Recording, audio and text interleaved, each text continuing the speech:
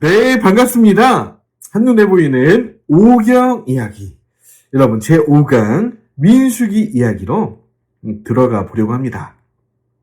저희가 이 민수기 이야기 속에서는 광야를 많이 걸어야 됩니다. 먹을 것도 좀 준비하시고, 모자도 준비하시고, 우리 한번 이 광야 속으로 걸어가 보실까요?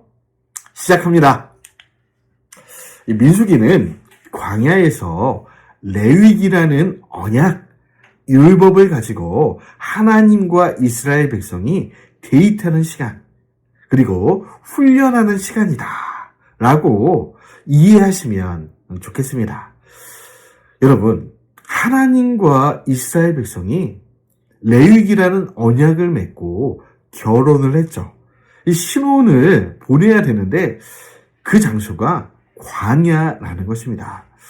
여러분, 호텔이 아니라 왜 광야냐? 사실은 이 광야로 하나님이 인도하신 것이 이유가 있는 것 같아요. 왜냐하면 여러분, 이 광야에서 힘들잖아요. 그러니까 하나님의 손도 잡아보고 서로가 이 힘든 과정 가운데 의지도 해보고 또 그 안에서 자신들의 진심도 한번 확인해보고 여러 가지 의미에서 이 광야는 하나님과 이스라엘 백성이 신혼 시간을 보내기에 가장 적절한 곳이었다. 그런 생각이 듭니다. 여러분, 첫 데이트, 첫 신혼 시간 때는 서로가 서로를 이해하지 못해서 또 첫 만남이니까 여러분, 첫 만남일 때는 실수할 때가 있죠. 아니, 많죠. 서로가 서로를 잘 모르니까 이해가 안 되고, 저 사람 성격도 잘 파악이 안 되고, 좋아하는 것이 뭔지도 잘 모르겠고, 그래서, 여러분, 때로 실수하고, 실수가 반복되니까, 불평도 나오고, 불만도 나오고, 원망도 나오고, 물론 가슴 아픈 이야기지만, 그런 일들이 많이 벌어진 시간들이 바로 이 민수기 시간입니다. 그런데 하나님의 입장에서는 이 시간들이 굉장히 설레이던 시간이고 하나님의 역사 가운데 결코 잊혀지지 않는 이야기였던 것 같아요. 그래서 하나님이 내가 이때를 추억한다. 내가 이때만 생각하면 막 가슴이 뛴다. 여러분, 하나님 입장에서는 첫 번째 신혼이었으니까요. 맞습니까? 하나님이 자기 이름을 두실 백성을 처음으로 만나신 거예요. 그렇죠? 그들을 데리시고 또 훈련하고 또 데이트하는 그 시간들이 너무나 하나님의 심장 가운데 새겨진 그런 시간들이었다. 그렇게 이해하시고 민수기를 보신다면 좀 더 하나님의 그 마음속 깊은 곳에 있는 이 감정들을 또 파악할 수 있지 않을까 생각이 됩니다.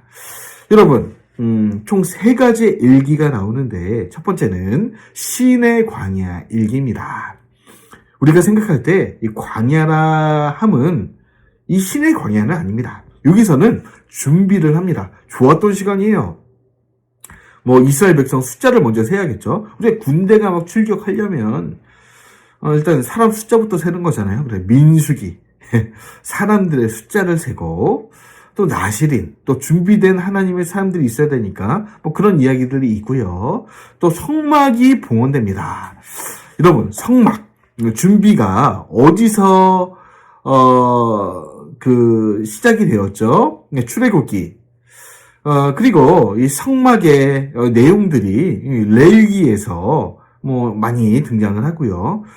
이 성막이 봉헌되는 곳은 바로 이 민수기 시점이 되겠네요. 그런 이야기들이 준비되는 시간이었다. 그러니까 본격적으로 하나님과 함께 달려보자. 그런 준비의 시간이 신의 광야입니다. 그리고 여러분이 가장 이해하기 쉬운 광야, 여러분이 생각하신 바로 그 광야, 고난의 광야, 훈련의 광야, 여기는 바로 바란 광야입니다. 이따 좀 지도를 통해 보겠지만 신의 광야는 아닙니다. 약 1년 남짓밖에 안 있었어요. 신의 광야에서는. 그러니까 여기서는 막 준비합니다. 율법도 받고 성막도 만들고 뭐 사람 숫자도 세고 준비했던 거고, 실제 그러니까 38년간이죠. 약 40년간 진짜 하나님의 진한 훈련을 받았던 곳은 바로 바란광야 이야기. 여러분, 여기서 뭐 가데스 바네아 정탐꾼이 막 나오고, 뭐 여호수아 갈렙 이야기가 막 나오고, 원망과 불평이 막 일어나고, 여러분 막 생각하시는 그 광야 바로 여기입니다. 그리고 모압 평지. 여기는 이 모압 동편. 그래서 이제 가나안 땅에 들어가기 전에 여기서 뭐 바산 왕 옥, 아모리 왕 시온도 막 무찌르고, 뭐 전쟁도 하고, 그다음에 정복도 하고, 여기서 이제 뭐 이렇게 준비하고, 출애굽 2세대들이 이 모세의 설교를 듣는 그런 곳이기도 합니다. 이 모세 설교를 듣는 이야기는 이 다음 편 신명기에서 또 자세히 나누도록 하고요. 자, 광야를 다시 한번 살펴볼까요? 여러분이 민수기에 등장하는 광야들은 이 수르 광야, 에담 광야, 신광야, 짧게 신광야, 그리고 신의 광야. 여기서 언약을 하나님과 세우는 거죠. 율법도 받고 성막도 만들고 1년 남짓 있었습니다. 그리고 바란 광야, 아까 말씀드렸다시피 여기서 수많은 일들이 일어나는 거죠. 그리고 진 광야, 자, 광야에서 있었던 이야기들이다. 그래서 신의 광야에서 이 가데스 바네아로 갔다가, 여러분 여기 정탐꾼 보냈다가 하는 호되게 혼나고 원망 불평 막 하다가 혼나죠. 바란 광야에서 38년 동안 돌다가 또 모압 동편으로 진광야 갔다가 모압 평지로 가는데 뭐 에돔 만났는데 에돔이 막 길 안 비켜주고 막 애 먹다가 막 바사랑 옥, 아모리안 시홍 만나서 뭐 전쟁하고, 여기서 뭐 발람도 만나죠. 모아박 발락이 막 우리 이스라엘 백성을 막 없애버리려고 이 박수무당, 잘 나가는 박수무당 고용해서 막 저주하려고 하는 스토리도 막 나오고요. 결국에 우여곡절 끝에 모압 평지에 이르러서 이 모세의 마지막 설교, 이 광야 2세대들에게 하는 이야기가 또 펼쳐지죠. 광야 한번 가보시죠. 무지하게 넓죠. 끝도 없습니다. 그들이 걸었던 광야가 정말 이렇게 메마른 땅이었습니다. 하나님밖에 보이지 않는 그런 것이죠. 어떻게 보면 충분히 원망할 만한, 물을 구하기는 어렵고 도적들도 많고, 이 광야는 김명주 목사님께서 찍으신 광야의 모습입니다. 이런 광야들은 막 돌하고 모래밖에 없는 광야들은 이스라엘에서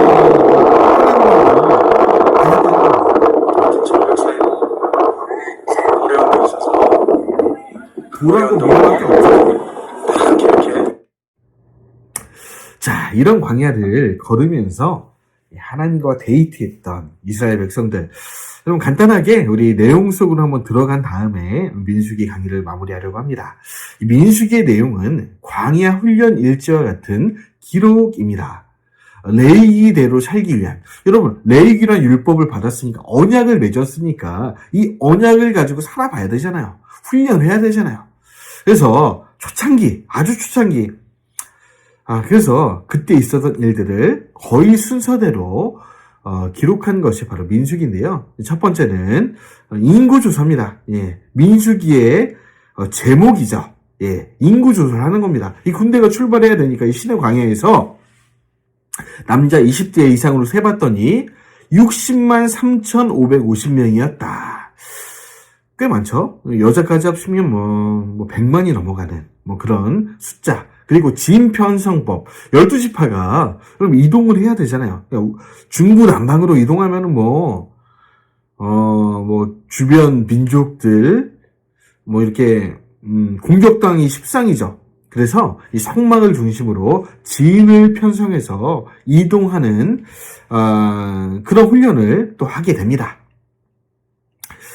그리고 무라리 게르손 고아 자손의 임무를 부여하는데 이 성막을 관리하는 것이 너무나 중요한 일이었어요. 왜냐? 여러분, 하나님의 임재가 어디 있죠? 내가 거기서 너와 말하고 내가 행할 길을 알려주리라. 어디서요? 성막에서 하나님의 임재가 있는 곳. 우리 가운데 거하실 곳, 그들 백성 가운데 거하실 곳. 그러니까 이 성막이 굉장히 중요했기 때문에 레위 지파 중에서 무라리 자손, 게르손 자손, 고아 자손들에게 여러 가지 임무를 부여합니다. 30세부터 50세까지. 여러분, 그러니까 뭐 아주 어린 사람도 쓸 수 없고 정말 인생의 전성기인 이런 레위 지파 이 자손들을 통해서 이 성막을 관리하도록 하는 그런 이야기들. 개수를 해보니까 몇 명이었죠? 8,580명. 여러 가지 임무들이 부여되는 모습들이 있고요. 나실인. 이것이 어떻게 보면 뜬금없을 수 있는데 하나님의 입장에서는 굉장히 중요한 이야기입니다. 신약에 가서도 이 나실인에 관한 법과 이야기들은 굉장히 이스라엘 백성 가운데 중요한 법입니다. 이따 한번 자세히 설명드리기로 하고요. 12지파, 이 제단 봉헌 예물의 이야기가 7장부터 9장까지 나오는데, 이 제단이 완성이 되고 봉헌식을 하는데, 너무 기쁘잖아요. 12지파가 이 봉헌 예물을 바치는데, 이 제사에 쓸 예물들을, 12지파가 똑같이 드립니다. 아주 공평하죠. 그래서, 기쁘게 이 성막 봉헌식이 맞춰지는 이야기. 여러분, 민수기 7장 89절에 보니까 이 장막은 만남의 장막이다. 뭐 그런 표현도 있습니다. 모세가 주와 말씀을 나누기 위해 만남의 장막 안으로 들어갈 때마다 법궤 뚜껑인 속죄판 위에 있는 두 천사 사이에서 주께서 그에게 이르시는 말씀이 들려오곤 했다. 그래서 어찌 보면 이 만남의 장막, 이 성막이, 이 회막이 이 광야 생활 가운데는 가장 중요했는지도 모릅니다. 우리 인생에, 우리의 삶에 하나님의 임재, 그냥 뭐 이상한 영 이런 거 아닙니다.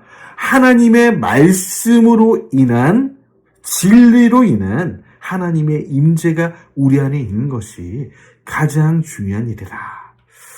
그렇게 또 신약시대를 사는 우리에게 적용을 해볼 수 있겠죠. 그리고 10장에 보니까 시내 광야에서 드디어 준비가 끝났습니다. 바란 광야로 가게 됩니다.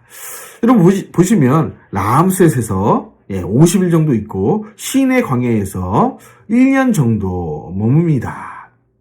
그리고 바란 광야에 38년. 그러니까 뭐 출애굽부터 시내 광야까지 2년, 그리고 바란 광야에서 38년. 그래서 총 40년이 되는 겁니다. 그래서 40년 광야다. 뭐 그런 얘기를 하는 거죠. 자, 백성들의 원망과 불평이 아이고 세상에 떠나자마자 터져나오기 시작하고요. 모세 아론이 또 뭐 실수 안 하면 좋은데 제가 말씀드렸죠. 첫 만남이다 보니까 막 실수가 연발이 되는 겁니다. 여러분 어떤 실수가 있냐면 우선 백성들이 막 제가 아까 광야 영상 사진을 보여드렸는데 실제로 가본 분들 저도 한번 가보긴 했는데 이해할 만하다는 거예요. 원망할 만하고 불평할 만하다. 왜냐면 물도 없고 맛있는 것도 없고 그렇잖아요. 애굽에서 그래도 비교적 뭐 맛있는 것도 먹던 사람들이 참 만나 메추라기 이런 거 하루 이틀이지 맛이 없는 거죠. 그러니까 막 불평이 일어나기 시작하고요. 그리고 모세 아론이 실수를 하는데 자 여기서 어떤 실수가 있냐면 둘 다 실수죠. 일단 모세의 입장에서 실수는 구스 여인을 취했다는 거예요. 구스 지금의 이디오피아 흑인이었던 것 같습니다. 어떻게 보면 그 당시에는 몸종이 있었죠. 어떤 지도자를 섬기는 몸종이 있는데 이 여인을 모세가 그만 취해버리고 만 겁니다. 이해해보자면, 물론 잘못했죠. 모세가 너무 잘못한 건데, 이해해보자면, 그 아내 십보라가 아마도 추측기로, 여러 가지 뭐 정황을 말씀드릴 수도 있지만, 추측해보기로 모세를 따라 나오지 않은 것 같습니다. 결국에. 여러분 출애굽기에 보시면 초반부에 그런 내용 기억나세요? 아내 십보라가 막 억지로 자기 자녀, 여러분, 할례 막 행하잖아요. 그리고 막 내 피난 편이로다 막 흔들면서 대찬 여인. 굉장히 좋은 편으로 대찬 여인이고, 모세의 마음을 너무 힘들게 했던 악처. 이 십보라가 결국에 이 모세의 사명에, 동참하지 않고 따라 나오지 않았던 것 같은데, 어쨌든, 여러분, 그랬을 때 남자 혼자 있을 때 독처하는 것이 좋지 않잖아요. 그러니까 모세가 그만 실수를 해버린 겁니다. 얼마나 이 부부관계가 중요한 것인지. 우리 신앙이요, 혼자서 될 것 같지만 절대 그렇지 않습니다. 저도 마찬가지예요. 저도 건강한 가정이 있은 다음에 사역이 있는 거지. 제 가정이 건강하지 않은 상태에서 온전한 사역이란 나오지 않는 겁니다. 모세 입장에서는 아킬레스 건과 같은 이 부부 관계에 그런 약점들이 있었던 거죠. 다윗도 마찬가지였습니다. 첫사랑 미갈과의 그 애정 관계가 그새 틀어지고 난 다음에 벌어진 일이 밧세바 사건이었거든요. 그러니까 여러분, 모세가 구수여인을 취한 이 사건은 물론 잘못했지만 하나님 편에서는 이해할 법했다. 아니, 더 정확히 말하면 하나님은 이해하셨다. 그리고 여러분, 모세가 그 작은 실수 하나 때문에, 여러분, 모세가 못해먹겠다, 나 못하겠습니다 하면 어떡합니까? 그러니까 여러분, 이 아론과 미리암이, 모세 당신 어떻게 지도자가 돼서 그렇게 아주 손가락질 받을 만한 그런 추잡한 짓을 하십니까? 막 대놓고 욕하고 막 그럴 때 누구 편을 드셨습니까? 네, 모세의 편을 드신 겁니다. 그러니까 하나님도 모세를 이해하신 측면이 있다. 물론 잘했다는 건 아닙니다. 하나님은 이해를 좀 하셨다는 거예요. 그래서 아론과 미리암, 이때다 하면서 모세에게 막 비난을 퍼붓던 아론과 미리암에게 나병이라는 징계를 내리시죠. 그래서 여러분, 이런 이야기들이 구약성에 많이 나오는데, 모세 아내 십보라, 다윗과 미갈, 암논과 다말도 마찬가지죠. 정말 이 안타까운 애정관계 때문에 여러분, 다윗 집안에 칼부림이 일어나잖아요. 그런 이야기들이 10장부터 12장까지 나오고요. 여러분 잘 아시는 민수기에서 아마 가장 재밌다기보다 유명한 말씀이죠. 13장부터 14장까지 가데스 바네에 이르러서 이 정탐꾼을 보내보는 겁니다. 이스라엘 백성들이 각 지파에서 정말 쓸만한 일꾼들을 보내보는 거죠. 그랬는데 총 12명이 갔죠. 한 명씩 가서. 그런데 10명은 그 땅에 대해서 악평, 불평, 불만을 쏟아냅니다. 부정적인 보고만을 하죠. 그런데 오직 여호수아, 갈렙만은 하나님의 편에서 하나님을 향한 믿음으로 하나님의 마음에 합한 발언을 합니다. 그 땅은 우리에게 주신 거다. 그들은 우리의 밥이야. 가나안 땅의 전쟁은 이미 승리할 싸움이다. 못 갈 것이 뭐 있냐? 하나님이 우리와 함께 하시면 승리할 거다. 그러니까 하나님의 마음에서 이 하나님의 말을 대언을 했는데, 역시 인간은요, 이 부정적인 이 보고에 끌리는 그런 게 있나 봐요. 그래서 이스라엘 백성이 10명이 부정적인 이 불평적인 이 불만이 가득 담긴, 원망이 가득 담긴 보고를 듣고 막 울면서 막 모세와 아론을 비난하면서 여기서 죽여라!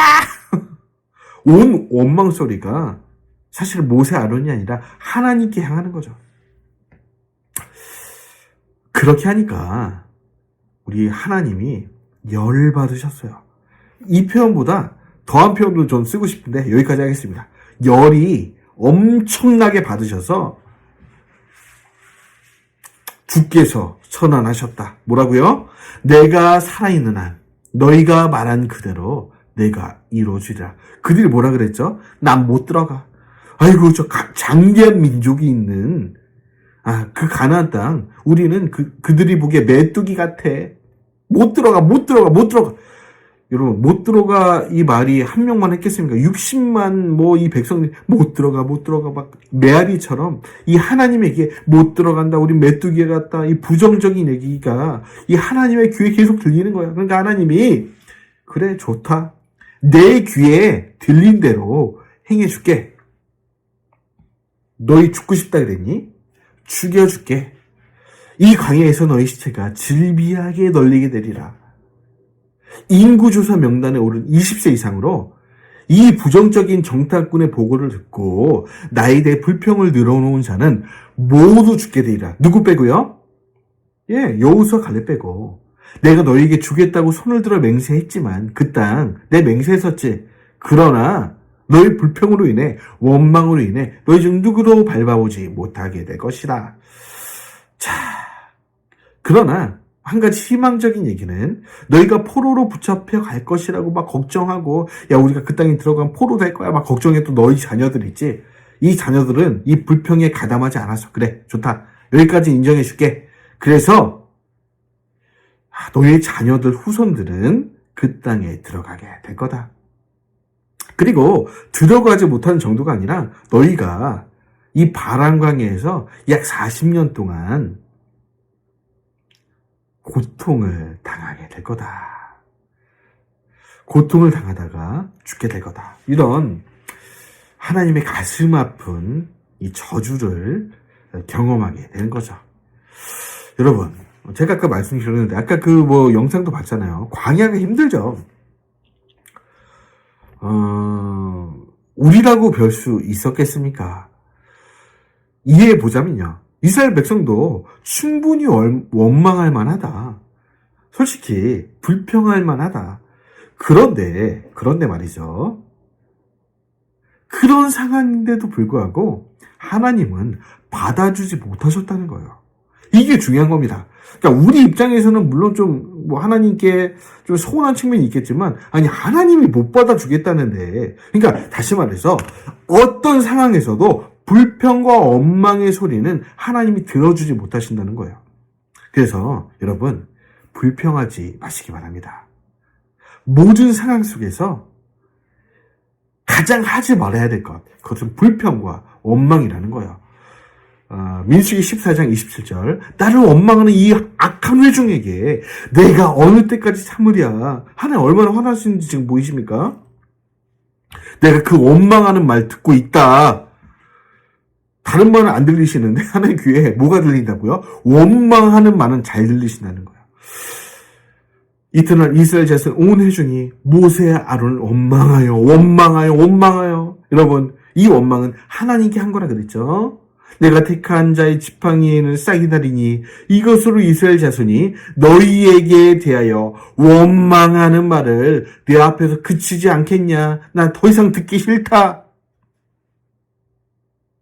그들로 내게 대한 원망을 그치고 죽지 않게 할지니라. 막 이런 얘기다. 그러니까 쭉 읽어보시면 알겠지만 이 원망을 너무너무 싫어하신다는 거예요. 그래서 여러분 우리가 인생을 살아가면서 지켜야 할 여러 가지가 있지만 가장 지켜야 될 것, 그것은 바로 입술의 열매, 말이라는 겁니다. 말 뒤에는 우리의 생각이 있는 거죠. 우리의 생각과 언어를 여러분 훈련해야 된다. 지켜야 된다. 이것이 바로 영성 훈련이라는 거예요.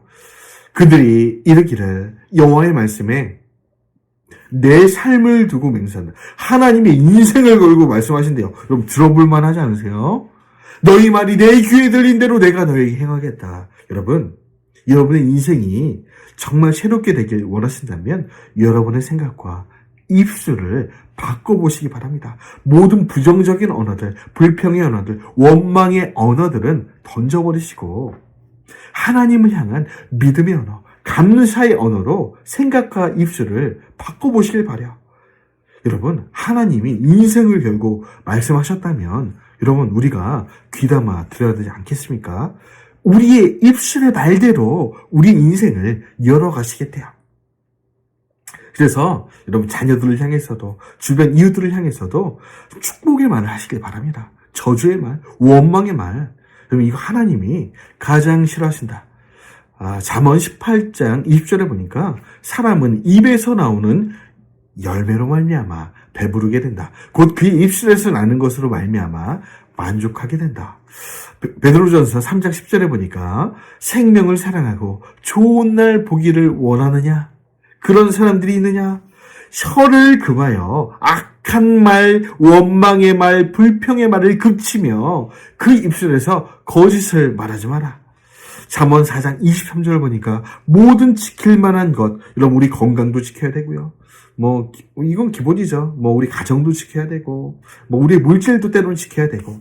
그러나 가장 중요한 것은 우리의 마음, 입술이다.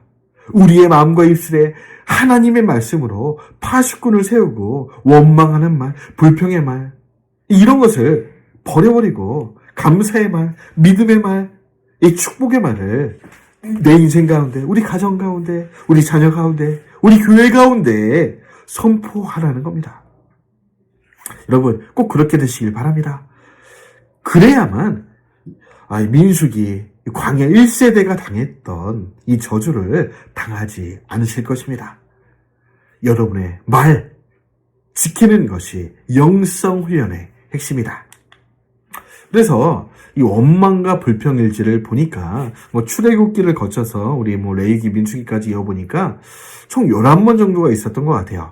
홍해가에서 애국 군대가 추격해오니까 불평했던 거 기억나시죠? 마라에서 식수가 없어서 마라에 쓴 물, 그 스토리가 있고요. 신광야에서 양식과 또 물 때문에 때로 이런 게 많습니다. 아까 광야 사진 또 봤죠? 물이 없으니까 불평이 나올 만하다. 제가 자꾸 반복한 이유는 뭐예요? 그럼에도 불구하고 싫어하신다는 거예요. 충분히 불평할 만하지만 저도 그럴 것 같아요. 3일 동안 물을 못 마시면 얼마나 힘들겠습니까? 그럼에도 르비딤에서 식수가 없어서 시내산에서 여러분 모세가 하나님의 계명 받아 올라갔다가 안 나오니까 그 사이를 참지 못하고 불평 정도가 아니라 금송아지 만들었죠. 다베라에서 악한 말을 함으로써 불심판을 당했죠. 기브로 탓다와에서 고기를 먹고 싶다고 하니까 하나님 매출하게 보내셔서 입속에 쑤셔 넣으시죠. 끔찍한 저주죠. 아니, 좀 참지. 그렇게 원망하고 고기 먹고 싶다, 하나님이 주시긴 주시는데 어떻게 해요? 죄송합니다. 고기를 토할도록 먹이신 다음에 아구창을 돌려버리시는 거예요. 됐냐 이놈아 하면서. 여러분, 그러니까 기도라는 것이 억지 기도. 그러니까 우리가 너무 필요하다고 하면 주시기도 하는데 욕심에서 나온 안 주시면 안 됩니다. 주의 삼창하면서 주의 시합세사 무조건 주셔야 됩니다. 이 욕심과 이런 것들로 인한 이 간구가 때로 우리 삶 가운데 응답이 되어도 하나님은 굉장히 마음이 상했다는 겁니다. 그러니까 하나님이 고기 먹고 싶다 그렇게 원망하고 지금 때를 쓰니까 먹이시긴 먹이신데 뭐라고요? 먹이신 다음에 뺨을 때리시는 겁니다. 맛있냐 이놈아 하면서 뺨을 때리시는 거예요. 가데스 바네아 정탐꾼의 보고를 듣고 아마도 이때의 원망이 가장 하나님의 마음을 상하게 했다. 왜냐? 코앞이면 이제 약속의 땅에 가는데 그 땅에 안 가겠다는 거예요. 못 가겠다는 겁니다. 나 그 땅 하나님과 살기 싫다는 거잖아요, 지금. 그러니까 하나님이 거의 파경이죠, 파경. 야, 이 백성이 나랑 같이 있고 싶지 않다네. 나를 믿지 못하네. 나를 믿음직한 남편으로 인정하지 못하네. 아니, 얼마나 가슴이 상하셨는지 40년을 뺑뺑이 돌게 하셨다. 자, 고라 다단 이 반역자들의 반항도 또 있었죠. 이 모세 아론을 대항해서 이 고라와 다단 280명이 반역을 하는 얘기 이따 보겠습니다. 또 가데스 식수가 없어서 또 홍해길에서 에돔 사람들 때문에 막 마음이 무너집니다. 에돔이 막 길 안 비켜주고 돌아가라고 하니까 아이고 이 먼 거리 또 어떻게 돌아가면 하면서 또 불평했던 이야기. 이 정도 뭐 이것 뿐이겠습니까? 그러니까 성경에 나온 불평만 이 정도고 사실은 많은 불평들이 등장했다. 그래서 감사 찬양을 기뻐하시는 하나님은 역시 우리 하나님은 찬양받기에 합당하신 분이시고 우리의 감사 고백을 듣고 싶어 하시는 분, 그리고 우리가 주님을 신뢰한다고 할 때 가장 기뻐하시는 분, 우리가 하나님을 믿습니다 말씀드릴 때, 하나님을 의뢰할 때, 의지할 때 가장 기뻐하시는 분. 여러분, 다윗을 왜 기뻐하셨나? 여러분, 이유가 뭔 것 같아요? 이 다윗의 인생도 불평할 만하죠. 맞습니까? 얼마나 불평할 만합니까? 다윗의 스토리를 쭉 보면요, 행복했던 시간은 몇 년 안 됩니다. 제가 볼 때 한 2, 3년 되는 것 같아요. 어렸을 때는 형들에 취해서 별로 안 행복했어요. 골리앗 때려 눕히고 난 다음에 몇 년 좀 행복했는데 바로 사울에게 쫓기고요. 또 왕이 된 다음에 몇 년 행복했고, 그 다음에 자녀들이 칼부림하고 이러면 압살롬이 자기 목을 따겠다고 지금 반역을 하는, 여러분 상상이 되십니까? 그러니까 다윗의 인생이 만만치 않았고, 불평하려면 지금 이스라엘 백성들처럼 충분히 불평할 만 했는데, 여러분 이스라엘 백성과는 반대의 길을 걷습니다. 어떤 길이요? 감사의 길, 찬양의 길을 걸어가는 거죠. 그래서 여러분, 다윗이 하나님의 마음에 합한 사람이 되었다는 것입니다. 여러분, 시편 50편 23절에 보니까요, 감사로 제사를 드리는 자가 나를 영화롭게 하나니 그의 행위를 옳게 하는 자에게 내가 하나님의 구원을 보이리라. 어떻게 하면 하나님을 영광스럽게 합니까? 감사로 제사를 드릴 때, 감사하다는 고백 속에 하나님이 영광을 받으신다는 거예요. 저도 하나님께 감사할 일들이 죄송합니다. 되돌아보면 너무나 많아요. 물론 불평할 만한 일도 제 삶 가운데 있죠. 그런데 저는 이 민수기를 가만히 읽어보다가 불평하지 않기로 다짐을 했습니다. 왜냐하면 모든 사람들의 인생 가운데는 충분히 불평할 만한 일이 있다 없다? 있다. 저만 있는 게 아니에요. 모든 사람들의 삶 속에는 누구나 불평할 만한 일이 있죠. 그러나 하나님의 마음에 합한 사람은 당연히 불평할 만한 그 일에도 불평하지 않고 감사하는 사람, 다윗과 같은 사람, 하나님의 마음에 합한 사람, 감사의 제사를 올려드리는 사람. 시편 9장 1절에 내가 전심으로 여호와께 감사하며 주의 모든 기이한 놀라운 일들을 전하겠습니다. 아멘. 역대상 16장 8절에 보니까 너희는 여호와께 감사하라. 그의 이름을 불러 아뢰며 그가 행하신 일을 감사함으로 모든 열방과 만민 가운데 알릴지어다. 아멘. 알린다는 것은 찬양한다는 거죠. 역대상 16장 41절에 보니까 또 여호와의 인자심이 영원하심으로 그 자비가 영원하심으로 그들과 함께 해만과 여두둔과 그리고 택함을 받아 지명된 나머지 사람을 세워 감사하게 하였고, 이게 무슨 얘기냐면 다윗이 하나님의 자비와 인자를 찬양하고 싶어요. 그래서 찬양대들을 세워서 영원히 하나님의 전에서 하나님께 감사 찬송을 올리게 하였다. 이런 얘기입니다. 다윗이 찬양을 얼마나 좋아했습니까? 악기까지 만드는 사람이었잖아요. 그러죠? 그러니까 여러분, 하나님이 다윗을 보자마자 너는 내 마음에 합한 사람이다. 네가 내 마음을 알아주는구나. 네가 내가 가장 기뻐하는 일을 알았고 또 순종하였노라. 그 민수기에 광야 1세대와는 달랐노라. 모든 내 백성이 다윗과 같았으면 좋겠다. 우리에게 어떻게 보면 표본으로 그렇게 세워둔 사람이 바로 다윗이었다. 여러분, 하나님의 미워하시는 저주받은 사람들의 특징이 있는데요. 로마서 1장 21절에 보니까 어떤 사람이라고 되어 있나요? 버림받은 사람이죠. 유기된 사람. 로마서의 입장에 따르면 선택과 유기된 사람들 그런 이야기들을 쭉 하면서 하나님의 계획, 택함에서 유기된 사람들의 특징 중에 하나는 하나님을 알되 하나님을 영화롭게도 아니하고 어떤 사람이요? 감사하지도 아니하는 사람. 오히려 그 생각이 허망하여지며 미련한 마음이 어두워졌다. 여러분, 이처럼 감사가 중요하다. 여러분 계속 이어가 볼까요? 16장에 보니까 고라와 다단과 아비람이 약 250명의 당을 지어서 이 반역을 하는데 이 반역이 하나님 마음에 안 들었어요. 그래서 또 하나님 모세의 편에 서서 이들을 가만히 있던 땅이 열려서 이들을 땅에 사장되게 만드시는 그런 엄청난 그 심판을 단행하시죠. 여러분 또 백성들의 불평이 계속 이어집니다. 이 물을 좀 달라 막 하니까 이 모세 아론이 짜증도 나고 좀 마음이 좀 안 좋았나 봐요. 어쨌든 이런 상황에서 하나님이 그래 좋다. 하나님이 반석을 한번 치면 여기서 물이 나올 거다. 이렇게 명령하셨는데 두 번 친 거죠. 그러니까 하나님이 안 되겠다. 특히 모세 못 들어간다. 어디를요? 가나안 땅을요.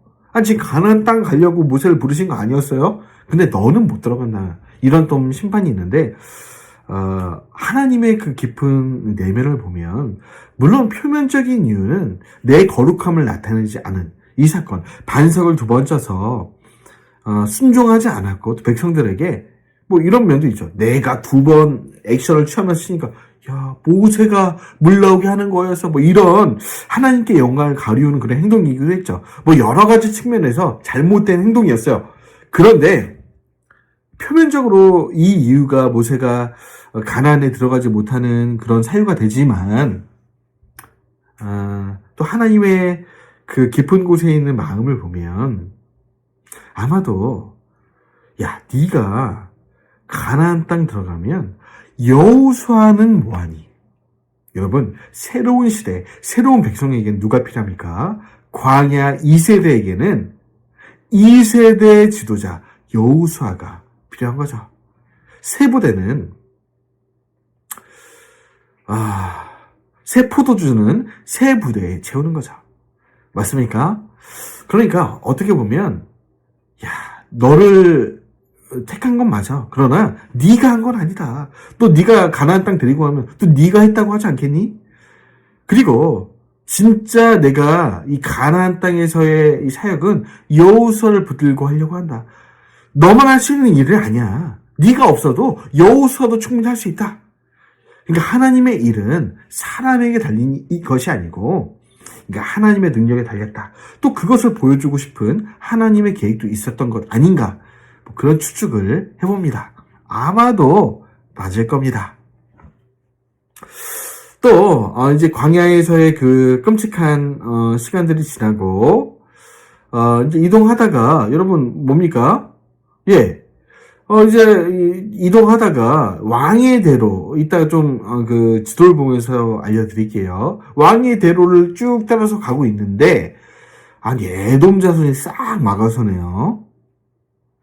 이 에돔 자손이 살고 있던 곳이 지금의 요르단, 그때 페트라라고 하는 곳인데, 나중에 오바댜서를 제가 강의한 내용인데 보시면 알겠지만, 요새 같은 곳입니다. 그러니까 에돔의 허락이 없이는 지나가지 못하는 곳인데, 에돔족 속에. 에돔이라 하면 에서손이잖아요? 야곱의 형제. 그러니까, 남이면 몰라도, 좋다. 다른 민족이 몰라도, 우리는 형제 민족인데, 우리 한번 지나가게 해주세요. 아무것도 안 건들게요. 그냥 지나만 가게 해주세요 했는데 거절하죠. 막아서고.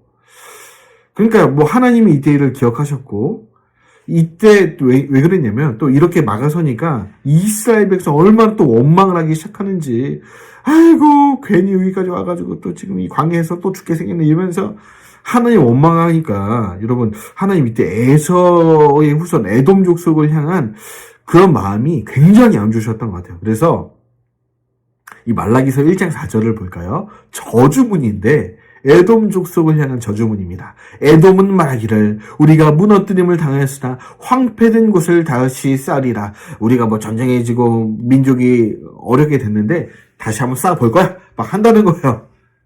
그런데 만군의 여호와는 이러노라. 너희 한번 쌓아봐. 그들은 쌓을지라도 내가 헐어버릴 거다. 사람들이 그들을 일컬어 악한 지역이라 할 것이요 이하 여호와의 영원한 진노를 받은 백성이라 할 거다. 여러분 이때 외에도 여러 사건에서 이 에돔 민족이 에서의 후손이 이스라엘 백성 편을 들지 않습니다. 뭐 이 사건 외에도 몇 번의 사건 동안 번번이 야곱의 길을 막아서요. 그러니까 하나님이 이렇게 보신 거죠. 너는 나를 막아서고 있구나. 나에 대해 반역하고 있구나. 그러니까 하나님이 영원한 진노를 선포해 보시는 거죠. 그리고 여러분 이 말씀 그대로 이 민족이 한번 사라진 다음에는 영원히 일어서지 못합니다. 지금은 아주 뭐 그 유적으로만 발견될 정도로 흔적 없이 사라진 민족이 된 거죠. 일어서지 못합니다. 주변 이방 민족이 다 그래요, 사실은. 에돔, 아수르, 바벨론, 애굽. 한땐 잘 나갔죠. 이스라엘에는 대항을 했고, 때로 그들을 포로 잡기도 했고, 하나님을 대항했던 그런 모든 민족들은 잘 나가는 것 같았는데, 흥하는 것만 같았는데, 흥망성쇠가 반복이 되다가 결국 하나님의 진노를 당하고 다시는 일어서지 못했다. 하나님의 예언이 그대로 성취되는 것을 역사 가운데 볼 수 있습니다. 자, 21장으로 빨리 가볼까요? 또 이제 한참을 돌아가지고 또 어딥니까? 모압 동편에 딱 이르렀는데 거기 누가 있어요? 바산한 옥, 아모리 왕 시온, 막 모압왕, 막 이런 그 원주민들이 아주 발악을 하는 거죠. 아니 지금 그 하나님이 어떤 분이신데 이 대항을 합니까? 그러니까 이 전쟁은 사실은 이긴 싸움이에요. 이스라엘 입장에서는 그냥 밟아버리면 끝나는 싸움입니다. 왜냐? 내가 하는 싸움이 아니라 하나님이 군대 장관 되신 싸움이기 때문에 사실은 여러분 알아서 비켰어야 됐는데 겁도 없이 바산, 옥, 아모리 왕 시온이 대적하다가 아주 판판이 깨져서 요단 동쪽 땅도 여러분 이스라엘 백성이 얻게 됩니다. 모압 땅이죠. 자, 그리고 모압 왕 발락과 발람의 어그러진 길의 이야기가 22장부터 25장까지 나오는데 이 얘기는 뭐 잘 아시는 말씀인데 모압 왕 발락이 아니 이스라엘 백성이 소문은 많이 들었죠. 애굽 탈출한 그 이야기만 고대 근동지방이 막 소문이 파다하잖아요. 그러니까 안 되겠다. 이거 지금 위험하다. 이래서 그 당시 당대 최고 잘 나가던 박수무당을 스카우트합니다. 발람이라고 하는데 부돌 출신의 남자 무당인데 여러분 정말 그 복채라 그러죠. 죄송합니다. 이 복채가 어마어마한. 그러니까 무당도 급이 있는데 10,000원, 20,000원 요거는 아주 그냥 낮은 무당이고 거의 집 한 채. 집 한 채가 뭡니까? 뭐 건물 하나, 건물 몇 개 이렇게 받는 무당도 지금도 있다고 해요. 그때 그런 무당입니다. 이 발람, 잘 나가던 그 발람인데 불러다가 아니 이스라엘 백성 저주 좀 내려주시죠. 이게 청탁을 하는 거죠. 그러니까 모압 발락에게 돈도 많이 주고 하니까 발람이 좀 해보려고 하는데 또 하나님 막으시고 뭐 이러니까 자꾸 실패하는 거죠. 그런데 여러분 잘 보시면 중요한 것이 이 발람이 막 이스라엘 축복하는 듯한 그런 멘트도 하거든요. 그런데 그 끝을 보면 알아요. 이 모든 멘트들이 결국에는 거짓이 담긴 그런 것들이 많았다는 겁니다. 그러니까 사람을 속일 수 있어도 하나님은 못 속이는 거죠. 그 중심에 귀신이 있으니까 어떻게든 그 이스라엘이 안 되는 쪽으로 하나님의 일을 방해하는 쪽으로 나아가려고 했던 그 발람의 그런 행적이죠. 그러다가 결국의 결론이 뭐냐? 이 발람이 모아방 발락이요. 제가 보니까 뭐 그냥 해서는 안 될 것 같고 좀 트릭을 한번 써야겠습니다. 뭐 트릭이라기보다 음모를 한번 꾸며야겠습니다. 무슨 음모인가? 자, 모함 여인들 뭐 당신의 백성들 모함 여인 있죠? 있지. 바알볼 섬기고 있죠? 있지. 그 여인들 좀 데려다가 지금 미인계를 좀 써야겠어. 뭐라? 미인계를 쓰자고요. 그래? 그럼 어떻게 되지? 그들과 모함 여인과 행음하게 되고 이 바알볼 여러분 그 당시에 행음은 행음으로 끝나는 게 아닙니다. 그 신을 섬기는 바알볼 그 우상 숭배 가담을 하는 그런 성행입니다. 그러니까 수많은 그 이스라엘 남자들이 대표적으로 시므온 지파 남자들이 주축이 돼서 그 모압 여인과 행음을 하면서 우상 숭배 막 벌이게 했다는 겁니다. 그러니까 유혹해서 죄를 짓도록 살살살 유혹해서 결국 하나님의 백성으로 하여금 죄를 짓고 하나님을 떠나게 했다. 이런 죄를 지었고 결국 결론적으로 이 끔찍한 죄로 인해 24,000명이 막 죽어나가고야 이 재앙이 끝나는데 비느하스가 그 행음하는 모압 여인과 이스라엘 남자를 창에 한 칼에 찔려 죽이고 난 다음에 겨우 재앙이 그치는 그 일이 벌어지게 됩니다. 여러분, 이 당대 최고 무당이라 그랬으면 복체가 건물 묘체였으니까요. 그냥 뭐 이렇게 그냥 뭐 일반 뭐 어중이 떠중이 무당 아니었습니다. 대단한 무당이었는데 돈을 밝혔다는 거예요. 그러니까 이 발람도 하나님도 알았기 때문에 하나님의 의중을 알았으면 그냥 조용히 입을 닫고 난 못하겠습니다 하고 적어도 뭐 저주라도 하지 않고 그냥 물러갔으면 좋은데 여러분 아니 그 재물의 유혹 앞에는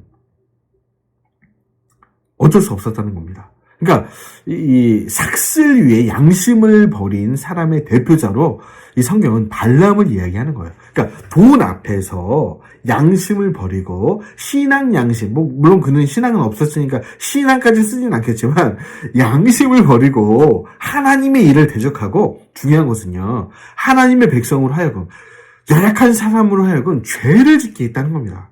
이게 가장 큰 발람의 죄예요. 여러분 지금 알레포 지역이 부돌, 그러니까 그 발람의 고향이라고 하는데 알레포라고 알파벳이 나온 곳이죠. 그러니까 굉장히 역사가 있는 역사가 있으니까 이런 무당, 역사적인 무당이 또 태어나게 된 거죠.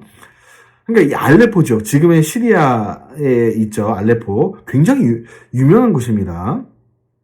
이 알레포가 굉장히 유명한 곳인데 나중에 좀 설명해 드리고 정말 유서 깊은 역사의 도시 이 알레포에서 태어났고요. 옛날 지명으로 키프로스가 기띔이라고 하죠. 기띔, 레바논, 뭐 다마스커스, 다메섹, 레바논, 우리 뭐 계속해서 이어지는 스토리 가운데 또 설명을 드리고요. 자, 자세히 보시면 이 발람의 죄가 사실은 10명의 정탐꾼의 죄와 비교할 만하다. 여러분, 10명의 정탐꾼의 죄의 가장 큰 문제는 뭐였습니까? 아니, 적어도, 그래, 내 믿음이 연약하죠. 그냥 진짜 뭐 가나안 백성을 보니까 키가 크고, 막 전쟁에도 안 될 것 같으니까, 마음이 무너졌다. 좋다. 여기까지는 뭐, 개인적인 신앙인데, 이 사람들이 어떻게 했다는 거예요? 사람들로 하여금, 연약한 백성들로 하여금, 그러니까, 직접 보지도 않았는데 마음에 막 불신을 막 일으키게 하고 마음에 죄를 짓게 했다는 거예요. 어떤 죄요? 원망의 죄. 본인만 원망할 뿐 아니라 저 사람들로 하여금 하나님을 원망하게 했다는 겁니다. 10명의 정탐꾼의 죄가 바로 이거였는데 발람이 이렇게 했다는 거예요. 자기는 뭐 무당이고 막 음란하게 행하고 우상 숭배하고 뭐 좋다. 그런데 발람은 자기만 그렇게 한 게 아니고 수많은 하나님의 백성들 남자들을 이 우상숭배에 가담하게 했다. 나의 말과 행동 권유를 통해 누군가가 실족하고 죄의 길로 들어서지 않도록 여러분 그러므로 우리는 조심해야 됩니다. 마가복음 9장 42절에 보니까 또 누구든지 나를 믿는 어린 아이들 중 하나라도 죄짓게 하는 사람은 여러분 아무리 작아 보이는 연약한 사람일지라도 그들로 하여금 실족하게 하고 넘어지게 하고 죄짓게 하고 막 신앙의 낙심을 유발하고 하나님을 향한 믿음에서 떠나게 하는 그런 행동과 말을 하게 된다면 그 사람은 차라리 맷돌을 목에 달고 바다에 던져지는 것이 낫다. 이게 무슨 얘기예요? 차라리 너 혼자 죽는 게 낫다. 왜냐면 하나님의 더 큰 심판을 당하지 않을 거니까. 더 큰 심판 당하기 전에 너까지만 해라. 이거예요. 그러니까 하나님은 나 죄 짓는 것도 물론 나쁜 거죠. 그것도 하지 말아야 되지만 가장 나쁜 것은 나로 인하여 누군가가 죄 짓게 한다. 안 됩니다. 우리는 가나안 땅을 정복하기가 불가능합니다. 막 눈물 흘려가면서 막 부정적인 얘기를 쏟아놓죠. 그들은 우리보다 강하단 말이에요. 하나님이 우리 이런 곳에 부른 거야. 막 이런 불평 가득한 얼굴로 이 10명의 정탐꾼이 이렇게 했다는 겁니다. 나쁜 소문을 이스라엘 사람들 사이에 내서 그들이 막 마음이 무너지게 했다.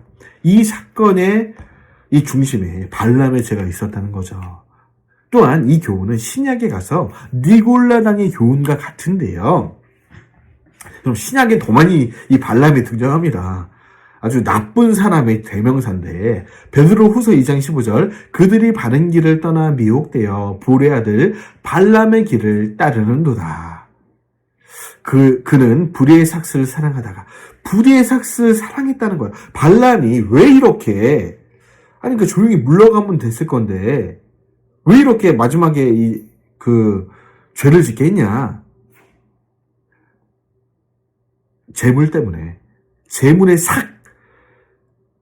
불의의 삭스를 사랑하다가 이렇게 거짓에 영에 사로잡혀서 이스라엘 백성들로 하여금 죄짓게 했다.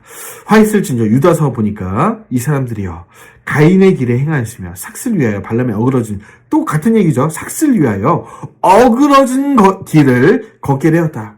여러분 재물의 욕심, 물질의 욕심 때문에 양심을 팔지 마시기 바랍니다. 여러분 재물은 우리를 살리지 못해요. 우리를 살리시는 분은 하나님이십니다. 그러므로 여러분 재물 때문에 양심을 팔고 여러분은 하나님의 백성으로 죄짓게 하는 발람의 어그러진 길을 걷지 마시기 바랍니다. 계시록 2장 14절에 보니까 내가 두 가지 책망할 것이 있다. 거기 내게 발람의 교훈을 지키는 자들이 있다. 아니 계시록 소아시아 7교회 가운데 특별히 버가모 교회 가운데 어떤 사람들이 있다고요? 그 옛날 민수기 가운데 발람이 했던 짓을 똑같이 하는 사람이 있는데 이 사람들을 가르쳐 니골라당이라고 하고 이 사람이 이 니골라당이 했던 일은 뭐냐? 발람이 했던 일인데 발락을 가르쳐 이스라엘 자손 앞에 걸림돌 우상을 놓아 우상의 재물을 먹게 하였고 행음하게 했다. 제가 설명드린 그 죄죠.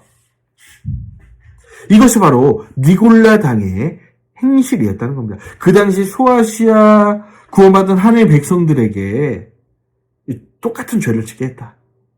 하나님 미워하신 행음, 우상 숭배의 그 길로 빠지게 했다.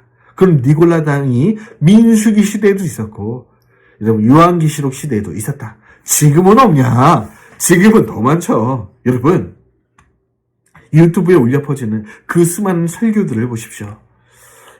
그 설교들 중에 저는 적어도 발람의 교훈을 가르치는 그런 설교가 많다고 봅니다. 심판 당하겠죠? 여러분 귀를 리셋하시고 성경을 보시길 바라요. 저는 그렇습니다. 제가 하는 말 중에 성경 말씀에 위배되는 것이 있다. 따르지 않는 것이 여러분 순종이에요. 목사님들 말이라고 다 따를 이유가 없다. 전혀 없다. 말씀과 비교해 봤을 때 이런 발람의 교훈과 비슷하다? 그럼 절대 따르면 안 되는 거죠. 이 발람도 여러분 무당 중에 잘 나갔다니까요. 그럴듯했다니까요. 그러니까 우리의 귀가 여기에 넘어가는 거죠. 이 감언 이설에 속아 이 하나님의 법을 떠나는 그런 일 없으시길 바랍니다. 저도 넘어지는 죄들이 왜 없겠습니까? 저도 있죠. 그러나 넘어져도 된다, 좀 어떠냐, 이렇게 가르치진 않는다는 거예요. 왜? 발람의 길을 따르지 않으려고. 나도 내 안에서 죄를 이기려 분투합니다.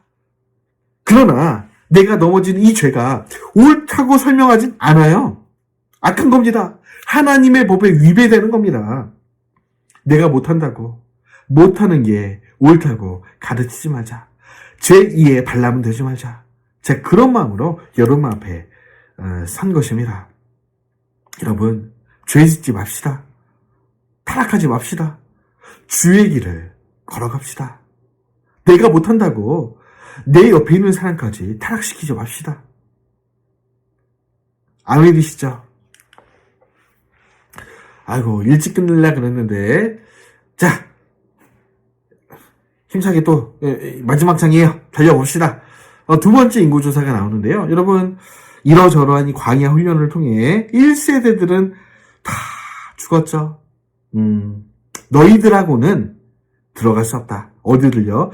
약속의 땅에 못 데리고 들어가겠다. 그래서 불평하지 않은 광야 2세대들을 다시 불러 모으십니다. 그리고 다시 민수하시는 거죠. 다시 세봤더니 20세 이상으로 60만 1730명이 계수가 되었네요. 여기 보니까 광야 1세대는 다 죽었고 누구만 있다고요? 그들 중 여분의 아들 갈렙과 눈의 아들 여호수아만이 살아남아 있었다. 주의 말씀 그대로였다. 하나님의 말씀은 반드시 성취되는 거죠. 27장에 모세가 들어가지 못한다 그랬죠. 가나안 땅에. 그러니까 여호수아에게 후계자 임명을 하고 난 다음에 안수하여 다음 미션을 위탁을 하게 됩니다. 27장에 나오고요. 31장에 가보니까 여러분, 하나님이 발람을 가만두지 않죠. 미디안과의 전투가 일어나는데, 미디안 제사장 발람도 이때 죽게 됩니다. 바알볼의 원수. 그러니까 모압 여인과 그 행음하면서 이 바알볼의 우상 숭배했던 그런 죄를 범하게 했던 이 원수들을 완전히 죽여버리시는 거죠. 그러니까 발람의 길을 걷지 말라는 거예요. 결국에 발람처럼 끔찍한 최후를 맞이하게 될 테니까요. 자, 32장에 가보니까 여러분, 이제 요단 동편의 이 땅들에 이 전쟁들이 얼추 끝나고 이 땅이 미리 분배가 되는데요. 무슨 얘기냐면 루벤, 갓, 므낫세 반지파가 육축을 좀 많이 기르는 지파였는데 아니 여기 좀 털을 미리 좀 잡고 있겠다라고 부탁을 한 겁니다. 이 지도자들한테. 그래서 요단 동편이 뭐 우리 가축 기르기도 좋고 여기서 좀 안정적으로 털을 잡고 난 다음에 우리 가나안 전쟁에 힘써 싸우겠다. 그러니까 뭐 그냥 달라는 건 아니고 여기서 털을 잡게 해주시면 우리가 가나안 정복 전쟁에 참여했다가 다시 돌아오겠습니다. 약속합니다. 이런 조건을 가지고 루벤, 갓, 므낫세 반지파가 요단 동편의 그 땅을 조금 차지하게 되는 거죠. 이따 그 차지한 지도들은 12지파 분배된 나중에 여호수아 시대 지도를 보면 더 자세히 나와 있겠죠. 자, 40년 광야 노정기를 33장에서 회고하는데 40년 동안 한 41곳, 많게 보면 그러니까 적게 보면 41곳, 많게 보면 43곳을 이사한 겁니다. 그러니까 뭐 1년에 한 번씩 이사 다닌 거죠.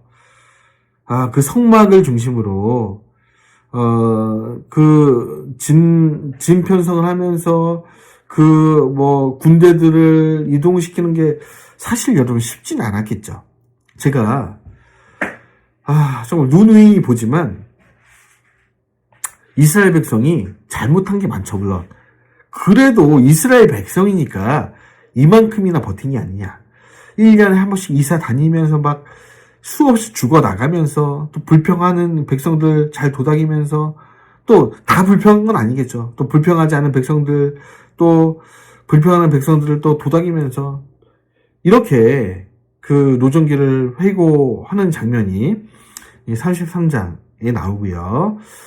또 34장부터 5장까지는 레위 지파의 분깃과 살인자의 도피성에 대한 이 규례가 나오는데 뭐냐면 이제 이 가나안 땅에 가게 될 텐데 여러분 레위 지파는 어떤 땅을 배분받지 않고 나머지 지파들이 이 땅을 다 배분받은 다음에 총 48성읍에 흩어져 살게 된다는 겁니다.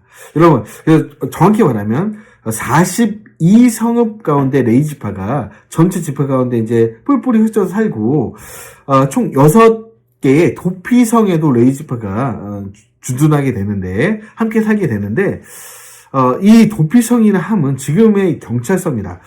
그때 당시는 이 경찰의 업무를 아마 레위 지파가 봤던 거죠. 그래서 부지 중에 살인한 자들, 그러니까 고의가 아니라 이제 밭을 매다가 이게 훅 날아갔네요. 그래서 누가 찍혀 죽은 거예요. 안타까운 일이죠. 그러니까 고의성이 없는 그런 일들은 여러분 고의성이 없다고 해서 죽은 사람 가족이 가만히 있지 않죠. 그러니까 이건 억울한 일이잖아요. 어떻게 보면 내가 고의로 한 게 아닌데 그런 살인 사건이 일어났다든지 막 그럴 경우 이 도피성에 잠깐 있는 겁니다.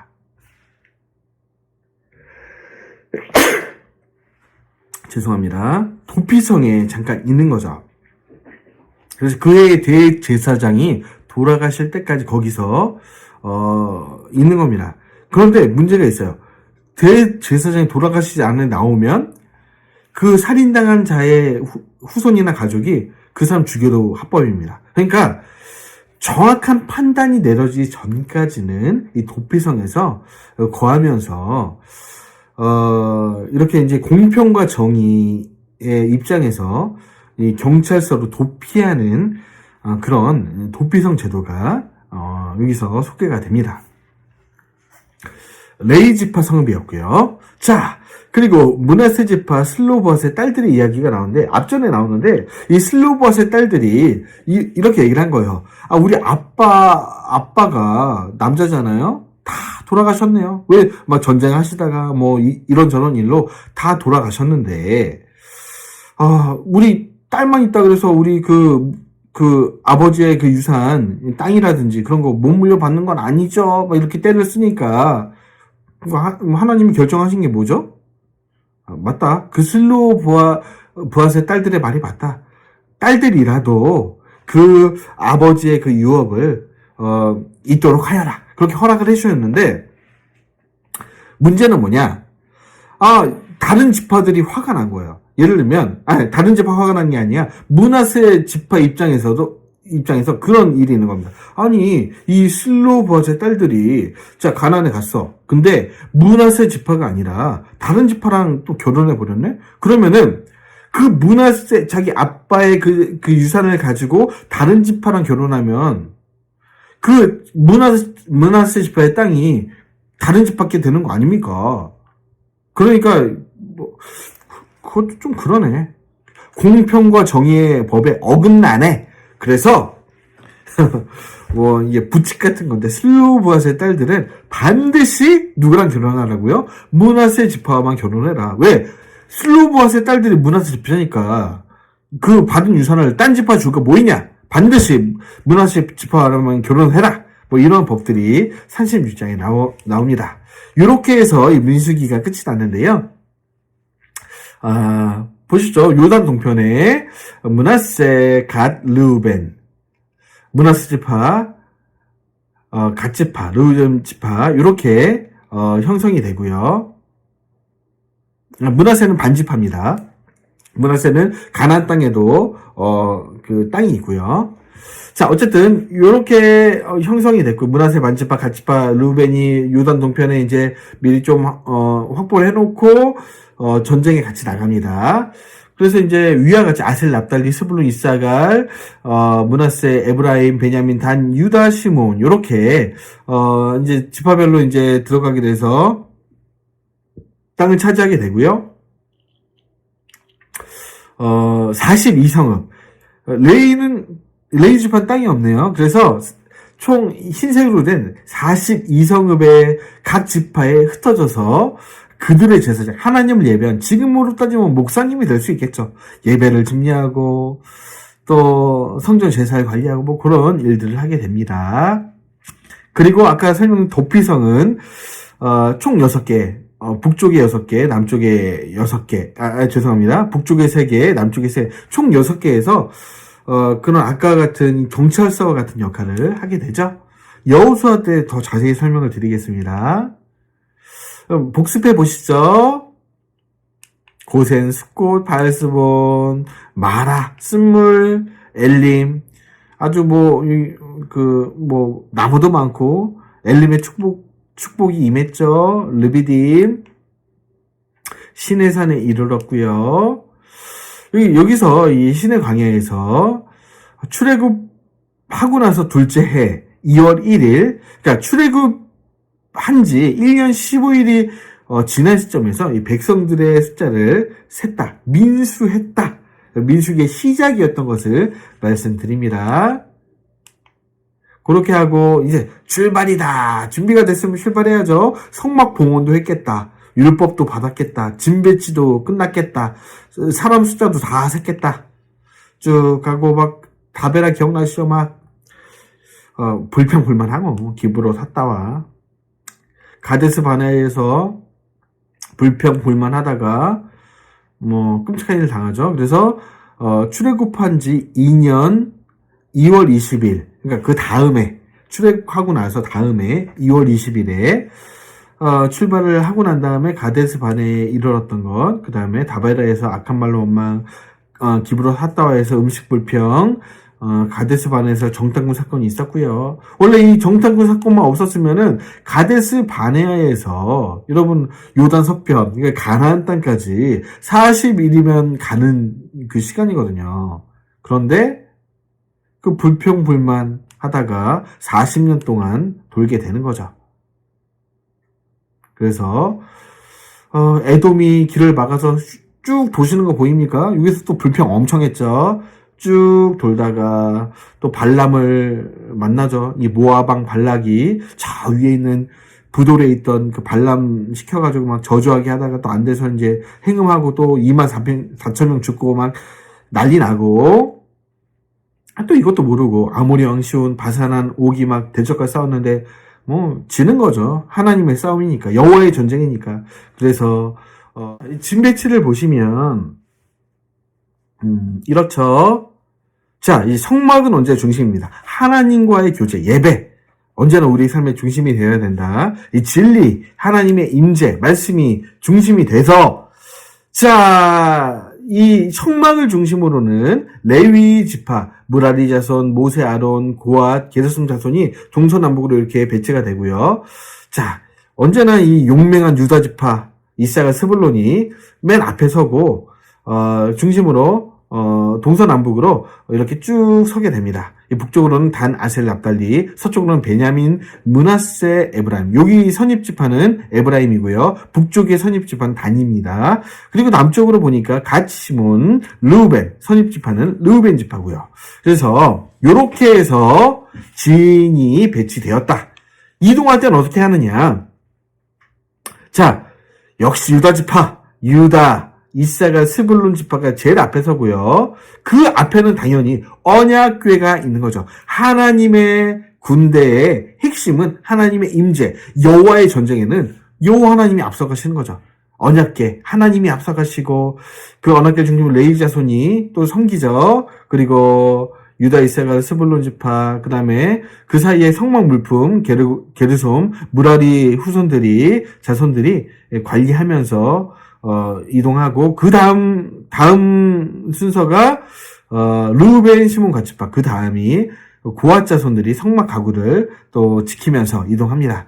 그 뒤는 에브라임, 므낫세, 베냐민, 단, 아셀, 납달리, 이렇게 해서, 이 광야 행진을 하게 되었다. 자, 이제 결론으로 가고 있네요. 자, 훈련생과 졸업생의 순인데요. 훈련생은, 처음 개수할 때, 출애굽 1세대는 60만 3,550명이었는데, 바람광이 38년 지나고 나니까 60만 1,830명이었다. 1,820명이 감소를 한 거죠.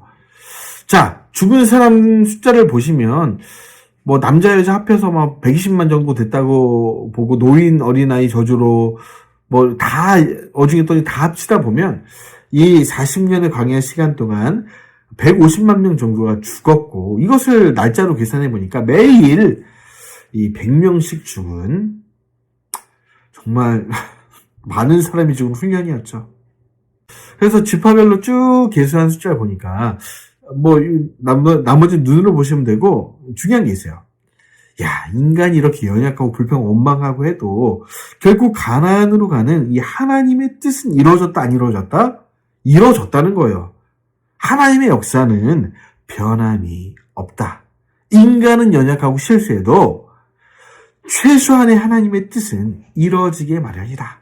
이런 교훈을 또 얻을 수 있는 거죠. 많이 달라지지 않았다는 거예요. 그들의 죄악에도 불구하고 처음에 세웠던 숫자와 광야 2세대가 세웠던 그 숫자가 크게 달라지지 않은 것을 볼 때 역시 하나님은 신실하시다. 이 나시린에 대해서 아까 설명을 잘 못 드렸는데, 나시린은요, 그 한자 그대로입니다. 나면서부터 열매로 바쳐진, 구별되어서 하나님께 드릴 열매로 바쳐진 사람들인데, 성경에는 뭐 삼손, 사무엘, 세례 요한, 바울, 디모데 이런 사람들이 대표적인 나실인입니다.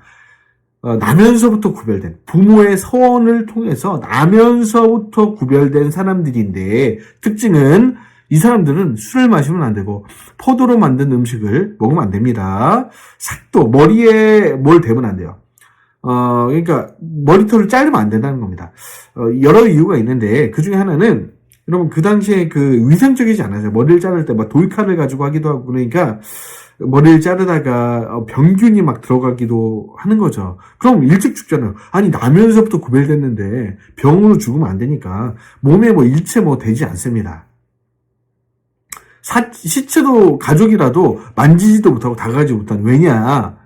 그럼 시체는 병균이 많잖아요. 그러니까 아니, 얼마나 아끼고 애중지 길러서 하나님 편에 쓰임받을 사람으로, 그러니까 삼손과 같은 사람, 사무엘 같은 사람으로 구별된 자로 하나님께 드려졌는데 시체 가까이 갔다가 만지다가 병균 올 마음 어떡합니까? 그러니까 되게 부모의 손을 통해 태의물을 맡기게 해서 막 하나님이 서원을 기다리시는 거예요. 여러분 한나 기억하시죠? 사무엘 날 때 아들 주시면 바칠게요. 그러니까 이렇게 나실이 나오기가 힘들어요. 그러니까 하나님께 바쳐진 자가 흔하지 않으니까 하나님이 자기 손에 들림받아 쓰임받을 하나님의 사람들을 하나님이 겨우겨우 마련하셨는데 그 사람들이 나실인이었다. 그래서 대개는 태의문이 막혀서 막 서원해가지고 겨우 나온 사람들이 대개는 그 가정에 한두 명이겠죠. 그러니까 자녀가 대표적으로 위와 같은 인물들이었다. 이런 걸 볼 때 하나님도 여러분 쓰실 만한 사람을 쉽게 구할 수 있는 게 아니라는 거예요. 이 땅에 사람들이 얼마나 많습니까? 80억이 있다고 하는데 그 중에서 하나님의 손에 들림받아 쓰임받을 사람을 구하는 것은 지금처럼 하나님의 말씀을 창세기부터 계시록까지 바르고 온전하게 쓰여진 원목적 그대로 가르치는 사람을 구별해서 불러내시기까지는 굉장히 어려운 작업들이 필요하시다. 하나님 입장에서도 하나님도 사람이 없다. 그러니까 하나님께 떼쓰지 말자.